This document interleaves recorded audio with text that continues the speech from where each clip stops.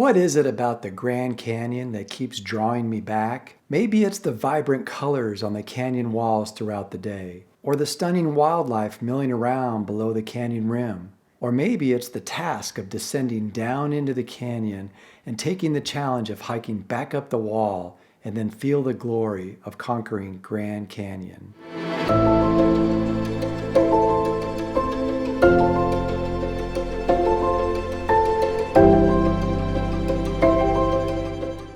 Grand Canyon is one of the 7 natural wonders of the world and was definitely on my bucket list to visit.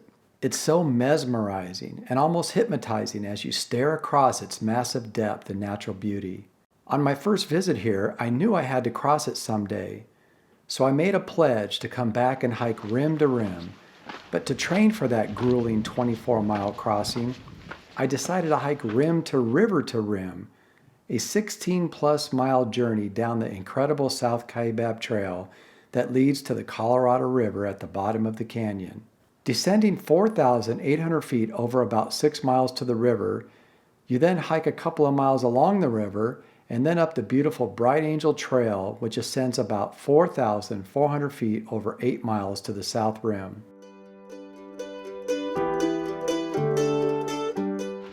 Just took off from the South Kaibab Trailhead. It's about, I'd say 15 minutes or so now before sunrise. It's a good time to take off, maybe a half hour before sunrise.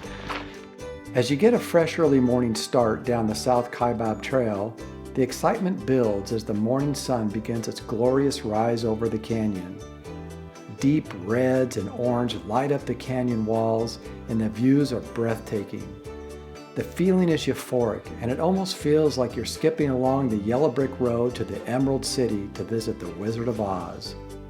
And just a reminder, there isn't any potable water on this trail, so I suggest bringing a couple of liters and drinking as much of that as possible on the trek down.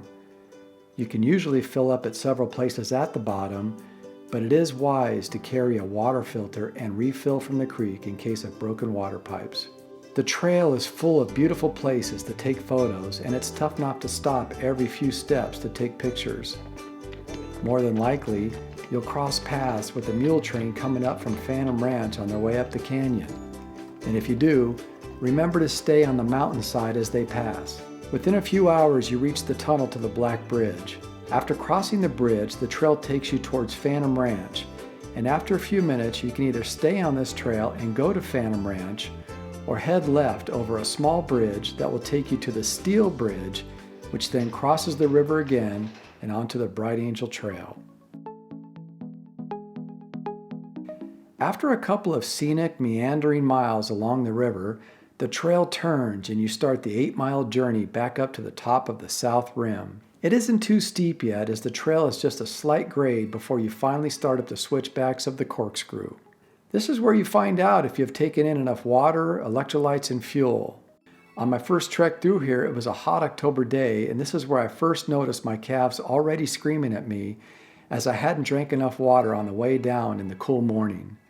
My mantra now is, drink early and often to avoid muscle cramps, or worse, dehydration and heat stroke. After you get through the corkscrew, the trail winds through a really beautiful part of the canyon before you arrive at Havasupa Garden, formerly known as Indian Garden. Here, you'll be able to refill your water and soak your feet in the creek if you need to before the final 5 miles and the big push up the wall. After Havasupa Garden, the trail is mostly straight with just a slight uphill grade for almost a mile. We just left Indian Garden about 45 minutes ago. And on the way up, Linda Eagle Eye spotted a condor, and he took off and flew right above our heads. Beautiful sight.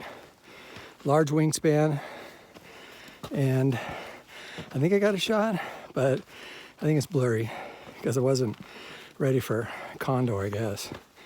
Anyway, there's my travel partner back there. We're almost to 3 Mile House. At this point, the trail gets tough with about a mile of uphill switchbacks leading to the 3 Mile House, where the water is usually on from mid-May through October.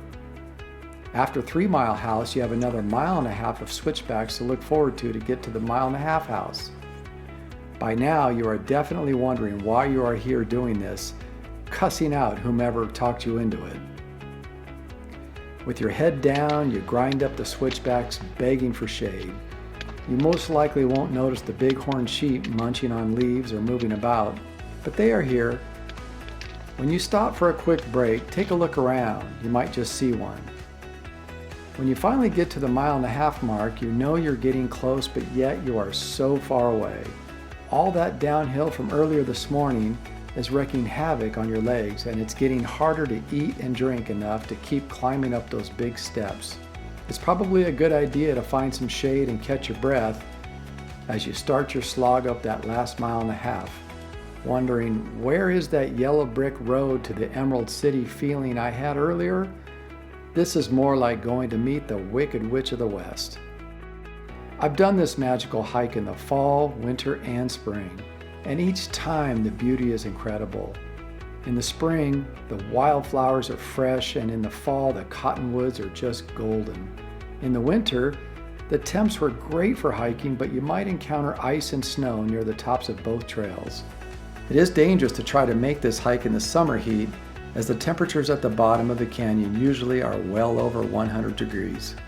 The rim to river to rim is an incredible day hike for both experienced and novice hikers alike.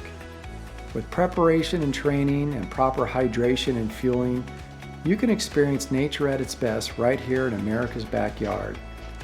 After you push yourself in body and mind and complete this epic trek, you may be hungry for more, like maybe taking on the rim to rim, the 24-mile hike across the canyon. If you do, you'll be in the 1% of the millions of visitors that come to have an experience of a lifetime in the stunning expanse of this beautiful national park. What is it about Grand Canyon? It keeps drawing me back.